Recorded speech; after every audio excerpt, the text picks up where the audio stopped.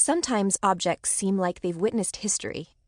I used to imagine that the wooden table we sat around during Kramer's Shakespeare seminar our senior year was as old as Columbia.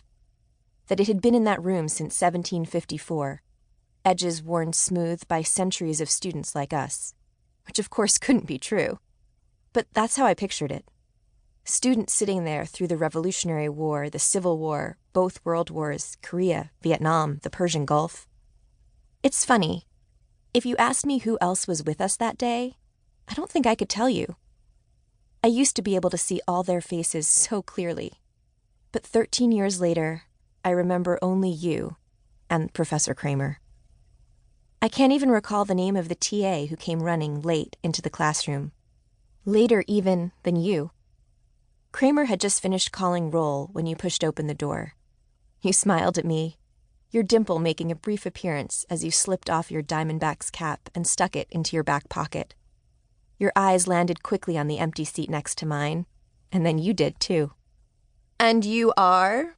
Kramer asked as you reached into your backpack for a notebook and a pen. "Gabe," you said. "Gabriel Sampson." Kramer checked the paper in front of him. "Let's aim for on time for the rest of the semester, Mr. Sampson," he said. "Class starts at 9. In fact, let's aim for early." You nodded, and Kramer started talking about themes in Julius Caesar. "We at the height are ready to decline," he read.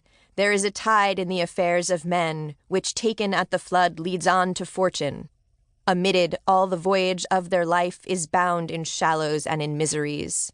On such a full sea we are now afloat, and we must take the current when it serves, or lose our ventures." I trust you all did the reading. Who can tell me what Brutus is saying about fate and free will here? I'll always remember that passage because I've wondered so many times since that day whether you and I were fated to meet in Kramer's Shakespeare seminar, whether it's destiny or decision that has kept us connected all these years, or a combination of both, taking the current when it serves. After Kramer spoke, a few people flipped through the text in front of them. You ran your fingers through your curls, and they sprang back into place. "Well," you said, and the rest of the class joined me in looking at you. But you didn't get to finish. The TA whose name I can't remember came racing into the room. "Sorry I'm late," she said. "A plane hit one of the Twin Towers. It came on TV just as I was leaving for class." No one knew the significance of her words. Not even she did. "Was the pilot drunk?" Kramer asked. "I don't know," the TA said, taking a seat at the table. I waited, but the newscasters had no idea what was going on. They said it was some kind of prop plane. If it had happened now, all of our phones would have been blowing up with news. Pings from Twitter and Facebook and push notifications from the New York Times. But communication then wasn't yet instant, and Shakespeare wouldn't be interrupted. We all shrugged it off, and Kramer kept talking about Caesar. As I took notes, I watched the fingers of your right hand unconsciously rub against the wood grain of the table.